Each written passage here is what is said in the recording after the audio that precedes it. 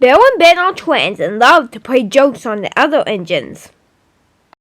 They are two Quarry engines that work with Mavis and Marion. One afternoon, Sir Tom and Hat came to Timmy's sheds.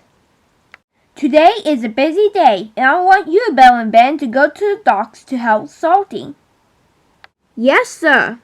Right away, sir. We'll have fun, said Mavis. Oh, we will, they said. And so, when the turntable got to Bill and Ben's line, they popped off. The docks was busy. Boats was coming in and out of the docks. Trains was coming here and there. When Bill and Ben popped in.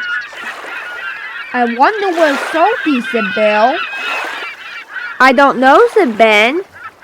Soon Salty came in the docks and he was happy to see them. Thank goodness you're here, me hearty, he said. I need you with a lot of stuff. Okay, Salty, they said. And Bill and Ben went to work. And all day the two were very busy, hauling cargo and everything. It made Salty very happy. That night, everybody was at Timmy's sheds. So, Bill and Ben, said Mavis, have you had a busy day at the docks? Oh, yes, we have, they said. Well, we better get to sleep, said Marion.